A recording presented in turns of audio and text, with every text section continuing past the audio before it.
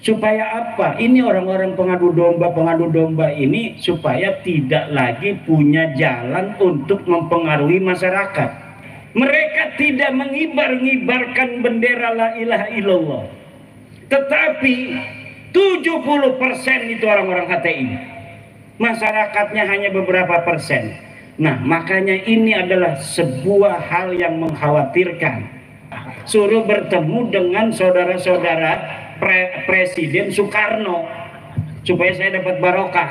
Ya Presiden Soekarno, terima kasih atas perjuanganmu dulu membebaskan bangsa dan negara ini dari penjajah. Terima kasih Blitar, kami bangsa Indonesia mengucapkan terima kasih untuk Blitar yang telah melahirkan putra sang fajar. Kita tinggal menghancurkan penjajahan spiritual, pengakuan orang-orang yang merasa lebih mulia dari orang lain.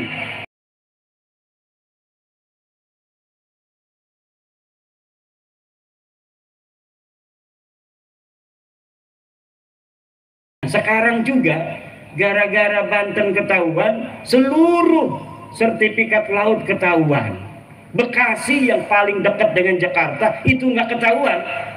Yang ketahuan di Tangerang dulu. Maka tolong kepada para pemerintah, iki masyarakat saya lihat sekelibat itu sudah ada cucu Pangeran Jaga Lautan Pulau Cangkir itu yang berziarah.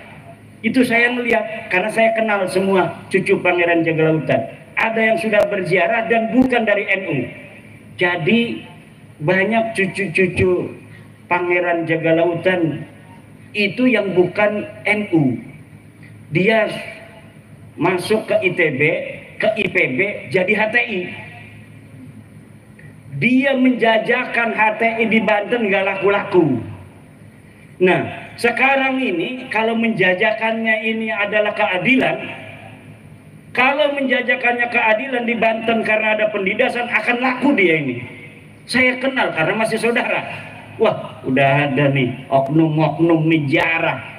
2 hari lagi setelah dia jarah demo di situ. Wah, ini kemarin itu. Kenapa? Kalau jualan HTI enggak laku, tapi kalau jualan keadilan laku. Kenapa? Keadilan itu sangat dirasakan oleh masyarakat. Maka nih tolong, ini kalau sudah orang-orang yang tidak cinta kepada NKRI, yang tidak cinta kepada Pancasila, Bhinneka Tunggal Ika, sudah ikut main begitu, ini pasti masyarakat itu akan mudah dibodohi, akan tidak jernih lagi cara berpikirnya dan gampang untuk diajak menuju hal-hal yang kurang produktif untuk bangsa, negara, dan agama Islam sendiri. Maka tolong hal-hal pembangunan yang sangat sensitif dengan kepentingan masyarakat secara luas seperti laut ini adalah milik umum, malun mustarak. Menurut fatwa PBNU dalam Bahsul Masail Kombes dan Munas 2025 ditetapkan bahwa laut adalah malun mustarakun, harta yang dimiliki oleh semua, tidak boleh haram hukumnya disertifikat baik HGB maupun SHM. Tolong pemerintah memperhatikan hasil keputusan daripada organisasi Islam terbesar di dunia, yaitu Nahdlatul Ulama. Supaya apa? Ini orang-orang pengadu domba ini supaya tidak lagi punya jalan untuk mempengaruhi masyarakat. Pada saat yang sama HTI di mana-mana mengibarkan benderanya.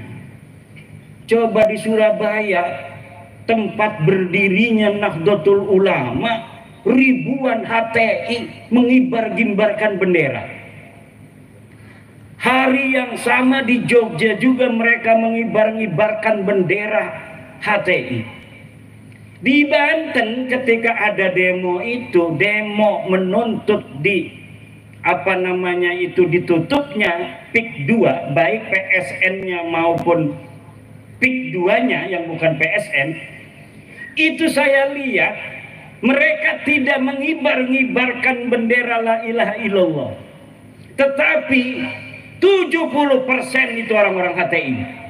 Masyarakatnya hanya beberapa persen. Nah, makanya ini adalah sebuah hal yang mengkhawatirkan. Karena apa? Kalau jualannya itu adalah jualan keadilan dan anti kezaliman yang sedang dirasakan oleh masyarakat sendiri, maka ini akan laris manis Tanjung Kimpul. Laris manis Tanjung Kimpul. Maka tolong ini pemerintah untuk memperhatikan. Ini Nahdlatul Ulama sudah turun loh, pakai fatwa Bahsul Masail. Saya di malam-malam di bel untuk datang ikut juga. Kata saya ndak mau ikut-ikut dulu. Nanti kalau sudah kondisinya kondusif, baru saya ikut-ikutan lagi. Sekarang iya, saya sekarang ini lebih baik bersama Nahdlatul Ulama di bawah. Ini enak sekali. Kenapa? Karena Nahdlatul Ulama hari ini sudah 56%, Bu. Dari seluruh masyarakat yang mengaku Islam, 56%-nya mengaku NU. Ini sebenarnya pun kata sebagian teman, ini sudah dapat ngepres sebenarnya lebih dari 56%, tetapi tidak baik untuk keseimbangan suatu bangsa di mana sebuah organisasi sangat mendominasi dari jumlah kuantitas. Sebenarnya lebih daripada 60%, tetapi ditekan agar apa? Agar tidak terlalu gejlok. Masa iya nanti akan bahaya sekali. Bahaya sebuah bangsa organisasi banyak, tetapi ketika disurvei organisasi Islam itu ada ratusan, Pak, ratusan, tapi pas disurvei ada organisasi yang sama sekali tidak punya massa. Bahkan ada organisasi yang organisasinya pengurusnya itu luar biasa, dia acara apa saja itu aktif, bahkan sering bikin sebuah pengamatan terhadap kejadian sosial dan politik, terkenal ketua anu, sekretaris anu. Tetapi ormas ini ketika disurvei ke bawah tidak punya massa ternyata. Tapi NU yang dirinya sendiri merasa hanya punya 90 juta. Itu Yai Said Agil Sirot kalau ditanya orang, Yai NU itu jumlahnya ada berapa? 90. Iku goling awang. Uling awang, nebak-nebakan doang, tidak berdasarkan survei. Pas tahun 2017 disurvei, saya ikut ketika presentasi tim surveyornya itu. Ketika tim surveyor presentasi dari Alpala Research, saya melihat bahwa 130 juta 2017 itu orang mengaku dirinya NU. Itu masih sekitar 53%. Kemarin saya nggak ikut, tetapi mendengar Gus Yahya mengatakan sudah 56% orang Islam di Indonesia mengaku dirinya NU. Coba itu hitung, berapa jumlahnya orang NU yang ada di Indonesia? Dari 280 penduduk Indonesia, 89%-nya Islam. Dari 89% ini 56%-nya mengaku NU. Allah. Iki NU semakin terus nyinyirin orang, semakin gede. Mengapa? Barokah. Kayak PWI karena PWI anaknya NU. Semakin ditolak, semakin di mana-mana pengen jadi PWI. Syaratnya PWI harus bermitra di bawah NU. Ini permintaan dari mana-mana. Bahkan di Jawa Barat, kenapa kemarin itu sampai ada sedikit permasalahan organisatoris? Ketua Jabarnya itu dibekukan. Itu dibekukan bukan karena dia itu ada kesalahan yang fatal, bukan. Karena banyak kabupaten yang pengen dilantik oleh DPW Jabar susah mencari kiainya, ketuanya kiai banyak acara. Jadi kabupaten-kabupaten pengen dilantik nyari kiainya susah. Jadi mereka datang sendiri kepada kantor pusat di Cirebon. Akhirnya udah kata Ketua Umum PWI Kiai Abbas, Jabar dibekukan aja. Kiai Abdul Mujib pengurus atau ketua Jabar dijadikan pengurus pusat dulu. Akhirnya sekarang dibentuk lagi yang baru, ketuanya Kiai Abah Setu. Itu mulai orang-orang pada ingin setiap kabupaten dilantik PWI-nya di tingkat kabupaten. Jadi ini luar biasa PWI ini, kayak NU zaman dulu. NU zaman dulu itu kadang-kadang belum ada pengurus provinsi. Ada kecamatan yang sudah mendeklarasikan MWCNU. Seperti di Banten itu kampung saya, itu Kiai Muhammad Amin pulang dari Mekah tahun 1936. Kiai Muhammad Amin ini bapaknya Kiai Ma'ruf Amin. Dia pulang dari Mekah, belum ada kepengurusan tingkat kabupaten PCNU tahun 1936, tapi Kiai Ma'ruf Kiai Amin ini langsung mendirikan MWCNU tingkat kecamatan. Jadi kecamatannya ada, kabupatennya belum ada. Nah ini seperti ini nih PWI ini. Kadang-kadang kabupatennya pengen, provinsinya susah.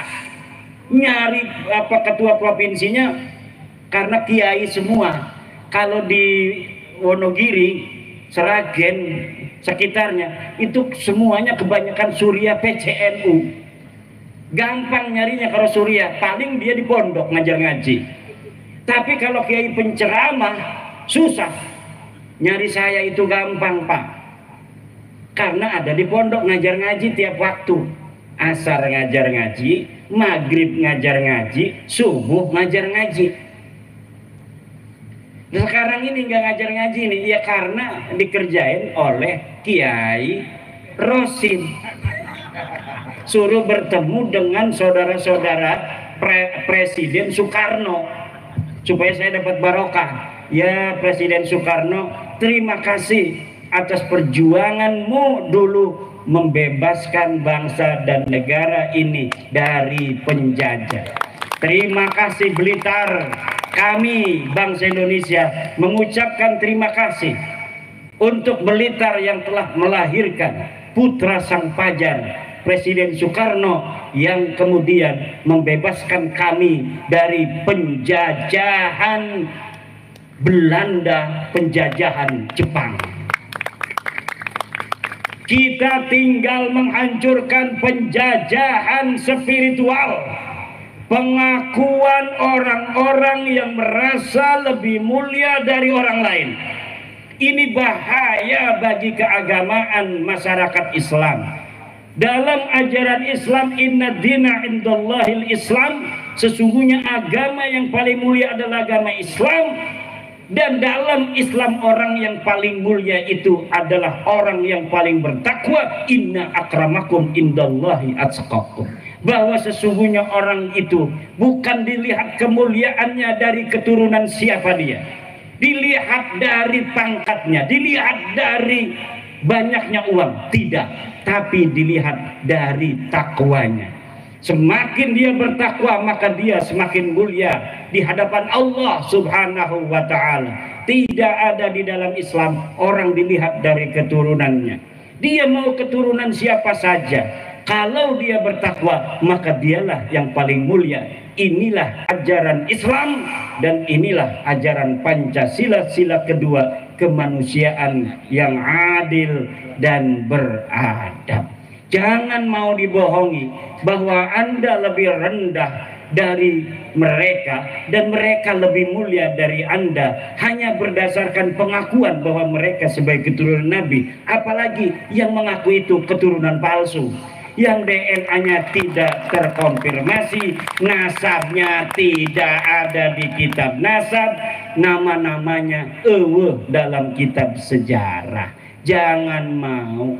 Kalian orang-orang mulia, turunan orang mulia, orang Blitar, bahannya bahan bagus, bisa jadi presiden. Sudah terbukti orang yang lahir di Blitar bisa jadi presiden. Haram hukumnya orang Blitar merendahkan diri di hadapan bangsa lainnya, apalagi bangsanya itu bukan bangsa Indonesia. Tunjukkan dada orang Blitar. Dada orang Blitar, dadaku, iki dadaku, endi dadamu, kata Presiden Soekarno. Indonesia menggugat itu siapa? Insinyur Soekarno. Sekarang Blitar menggugat nasabah Lawi. Tidaklah heran kalau Blitar ini menjadi salah satu pelopor di Indonesia terhadap peningkatan martabat, harkat, derajat, jati diri bangsa Indonesia. Karena dari Blitarlah putra sang fajar dilahirkan. Siapa saja orang yang terlahir dari Blitar pantas jadi presiden Republik Indonesia.